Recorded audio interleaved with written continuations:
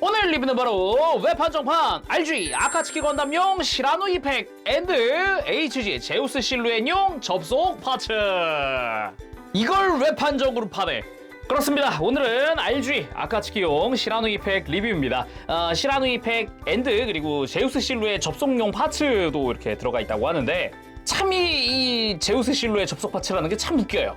아무튼 그렇고요. 사실 팬으로선 조금 의아한 구성이죠.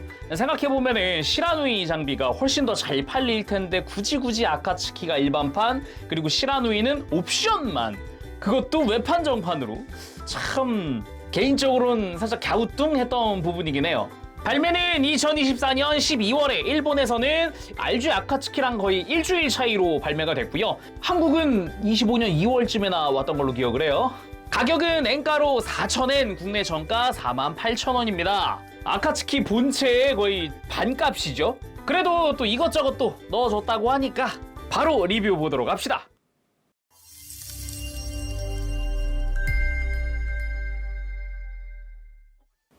자, 이렇게 조립하고 돌아왔습니다. 구성 쭉 살펴보도록 할까요? 이 위쪽이 시라누이 팩이고요. 이 아래쪽이 제우스 실루엣 접속 파츠입니다. 먼저 시라누이 팩에 쓰이는 테트론 실.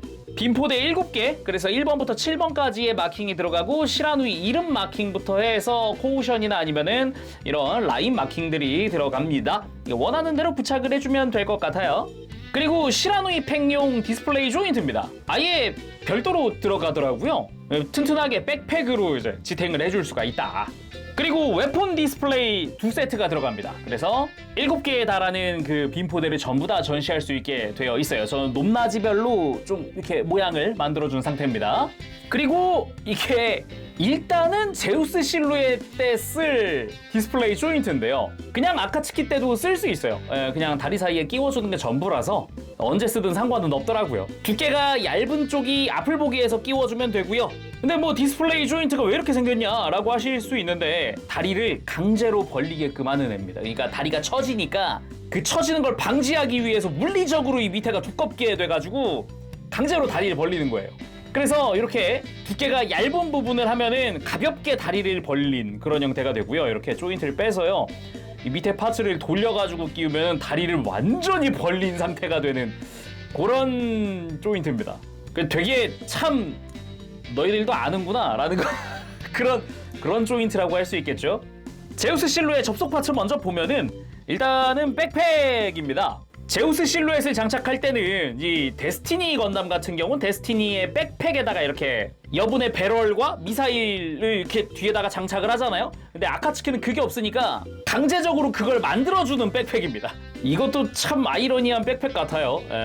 그리고 흉부 프레임입니다. 뭐 데스티니 때도 많이 보던 그거죠. 이렇게 스커트 쪽에다가 껴가지고 이렇게 몸통이랑 허리를 고정시켜버리는 그거. 색깔이라든가 이런 건 기존의 데스티니 제우스 실루엣에서 본 거 그대로 사용을 하고 있습니다.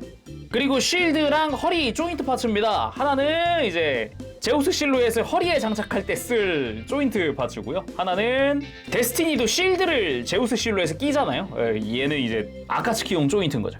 그리고 발목 조인트, 이게 데스티니 때도 발 빼고 발목을 그냥 프레임에 직접 연결했잖아요. 동일한 그런 기능을 가지고 있습니다. 그리고 시라누이 팩의 백팩입니다. 역시 코팅이 아주 멋들어진 그런 형태입니다. 이 안쪽까지도, 야, 역시 빛 반사가 장난이 아니에요. 야, 대박. 일단 조형 자체에도 보면은 RG 특유의 그런 리파인이 조금씩 들어가 있다. 빈포대 연결하는 부분도 코팅이 투톤으로 되어 있어요. 바깥쪽이 약간 좀 더 진한 골드를 사용을 하는 그런 형태로 투톤으로 되어 있고요. 전체적으로 좀 리파인이 들어간 뭐 이런 약간 덕트 같은 디테일이라든가, 아니면은 전반적으로 각이 더 많아졌다라든가, 이 부분도 보면은 단순히 HG랑 비교를 했을 때 디테일 차이가 어마어마하게 나는 걸 볼 수 있습니다. 확실히 각이 많아지고 뭐 라인이 많아지고 막 그렇다고 볼 수 있죠. 개인적으로는 이 뒤쪽에 스러스터 부분의 디테일이 많이 바뀌었다라고 느껴질 정도로 좀 리파인이 커진 부분도 있어요. 색깔은 뭐 제대로 맞춘 상태고요. 스러스터의 메탈릭 레드도 색깔 굉장히 이쁩니다. 그리고 개인적으로 가장 안타까운 게 언더게이트가 되다 말았다? 특히나 이 가운데 빈포대 고정하는 곳은 여기는 언더게이트가 아예 없어요. 코팅 파츠에 아예 대놓고 있기 때문에 좀 많이 안타까운 부분 중 하나였다라고 여기는 좀 말을 하고 싶어요. 그 외에 백팩 자체에는 언더게이트가 대부분이긴 합니다. 지금 메인 유닛 쪽도 게이트 자국이 거의 없죠. 다 언더게이트로 처리가 되어 있어요. 가려지는 부분 빼고는. 근데 또 바깥쪽에 이 진한 코팅 여기도 언더게이트가 아니에요. 잘 보면 그죠? 좀 안타까운 부분이었다라고 말을 하고 싶고요. 그리고 중앙 유닛 부분 가동 설명을 하면서 좀 보면 좋을 것 같아요. 일단 바깥쪽에 있는 빔포대 고정하는 부분은 이렇게 당연하지만 앞뒤 회전 가능하고요. 돌려주는 것도 가능합니다. 이렇게 뿌리 부분 돌아가고 중간 부분도 돌아가요. 이렇게 중간 부분 돌아가는 건 좋은데 여기도 축이 또 하나 있어서 앞으로 이렇게 전진시켜주는 것도 가능합니다. 다양한 관절을 가지고 있어요. 거기에 이 메인 유닛 부분도 이 볼 조인트로 연결되어 있습니다. 여러 가지로 돌리고 해줄 수가 있어요. 그 와중에 이 백팩 본체 쪽에 이중 관절로 해서 이렇게 회전하는 축이 하나 더 있습니다. 그래서 아예 어깨 위쪽으로 이렇게 이동시켜주는 것도 가능하다라는 거죠. 그리고 이렇게 드러난 김에 한번 보면은 이 안쪽 백팩 자체적으로도 이런 디테일들이 굉장히 멋들어지게 되어 있습니다. 기존 HG라든가 뭐 설정화라든가 이런 데서는 되게 밋밋하던 부분이란 말이에요. 여기 그냥 내부가 엄청 밋밋했잖아요. 요게 이제 굉장히 디테일해졌다. 이런 게 좀 특징이라고 할 수 있겠죠. 그러면서도 지금 회전축 같은 경우는 약간 프레임도 분할되어 있기 때문에 조금 더 디테일한 모습을 보는 재미가 있다라고 할 수 있겠고요. 이 가운데 있는 것도 이렇게 당연히 앞으로 막 이렇게 회전을 마음껏 해줄 수가 있다라는 게 특징이죠. 그리고 안쪽 이제 등에 연결될 부분도 보면은 디테일이 조금씩 들어가 있는 걸 볼 수가 있고요. 빔포대들의 연결은 다 3mm 조인트로 되어 있습니다. 기본적으로. 그래서 빔포대마다 다 스탠드에 올릴 수 있는 거죠. 그리고 유도 기동 빔포대 시스템 7개. 우리가 흔히 드라군이라고 부르던 그겁니다. 동일한 게 7개 들어가 있고요. 재밌는 게 정크가 하나 남습니다. 짜잔. 파츠 하나가 없어서 완성되지 못한 빔포대 하나입니다. 이 앞에 있는 외장 하나가 없어가지고 얘는 완성되지 못한 빔포대입니다. 좀 안타까운 정크라고 할 수 있죠. 그래서 빔포대 좀 자세히 살펴보도록 합시다. 일단 가장 먼저 볼 건 역시 코팅이죠. 코팅이 앞부분과 뒷부분 역시 투톤으로 분할되어 있습니다. 그래서 앞부분이 이렇게 좀 진한 코팅을 사용을 하고 있죠. 아까 백팩에서도 봤던 그거 쓰고 있습니다. 정크로 남는다던 친구가 이게 없어가지고 이게 정크로 남는 거라서 많이 안타까운 부분이죠. 그리고 전체적인 실루엣 자체는 뭐 설정에 있는 그 빔포대를 많이 따라가고 있지만 아무래도 기존엔 없던 이런 프레임의 노출이라든가 이런 것들이 좀 생겨났죠.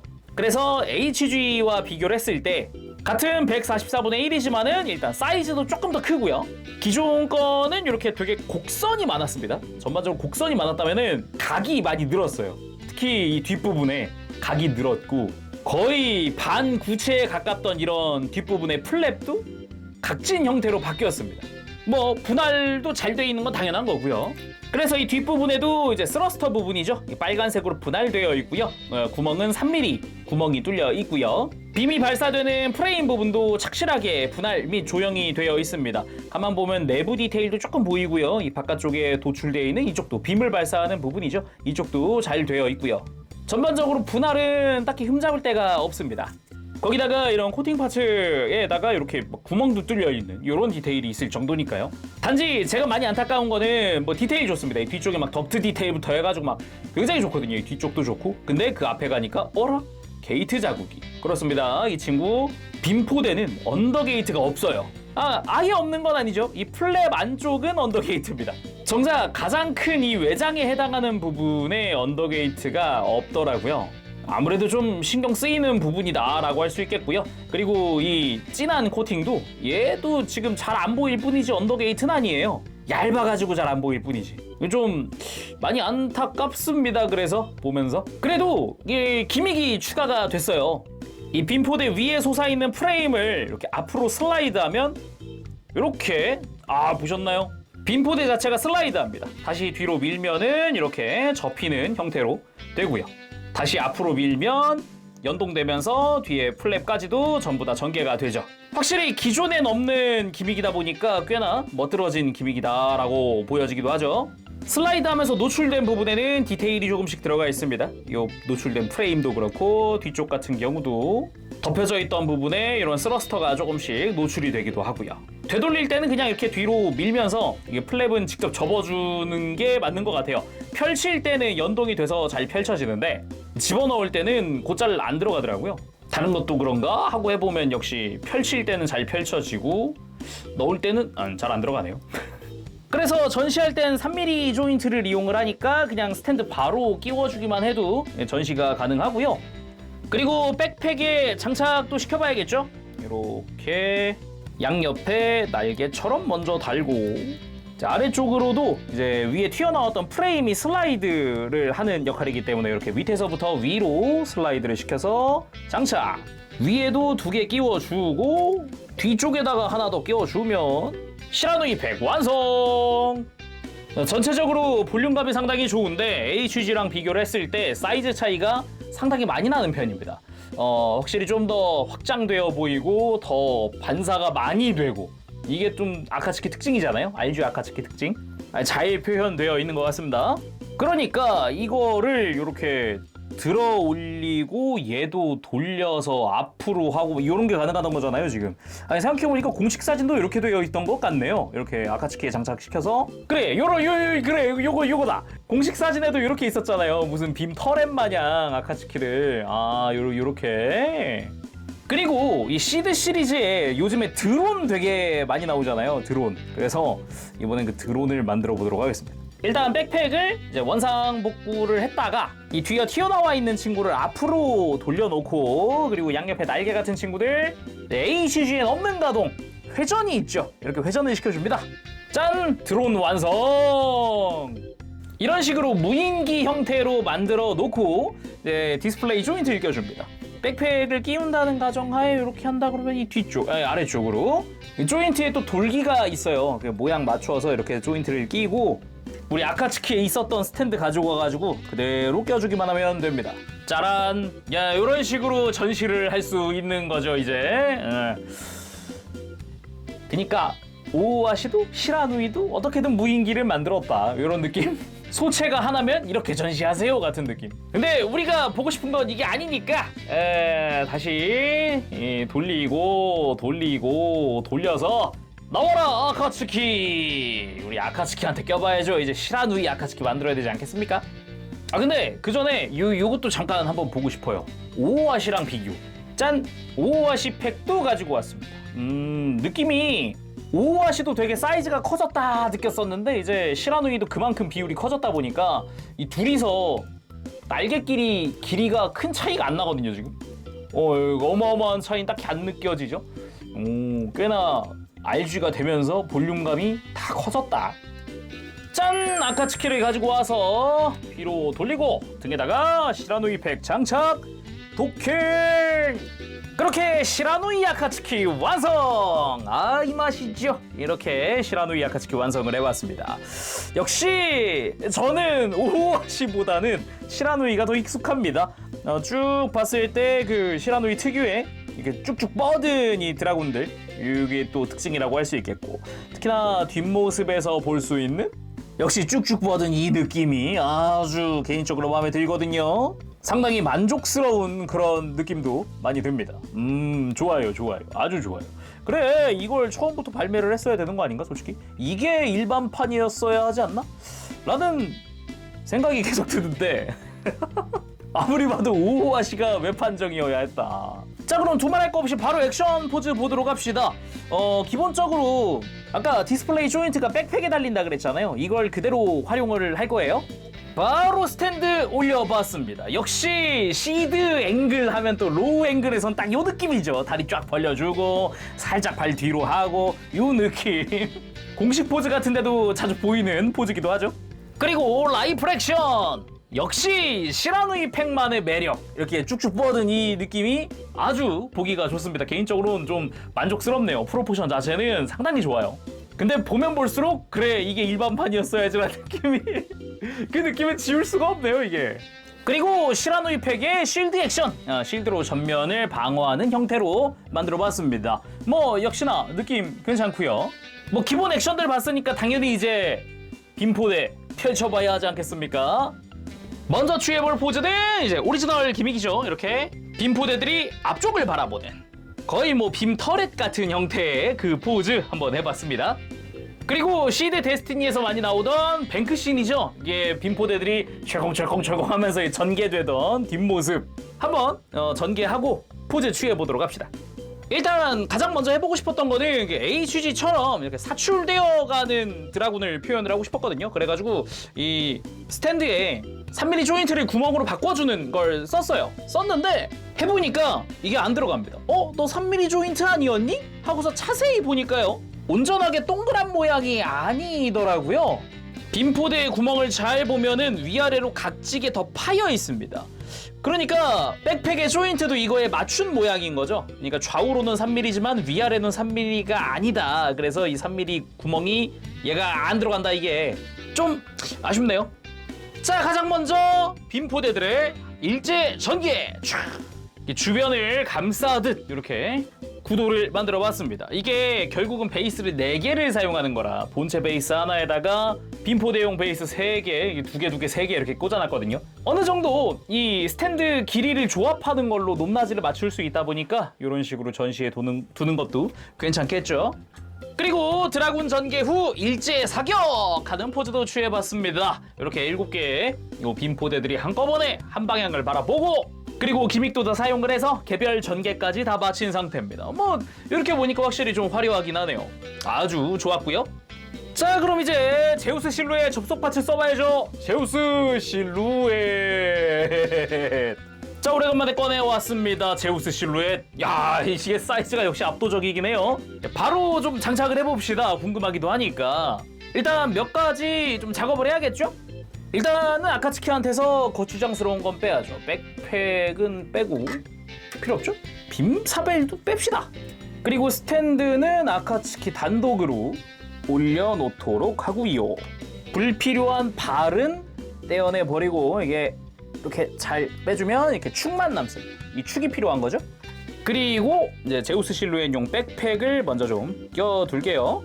자, 제우스 실루엣 자체도 작업을 해줍시다. 앞쪽 빼주고, 다리 파츠 빼주고, 미사일 빼주고, 배럴 부분 빼주고, 밑에 이 스커트 파츠 빼줘야죠. 이렇게 빼서 얘는 아예 프레임 자체를 교체해줄 거니까 아예 통으로 잠시 빼놓습니다.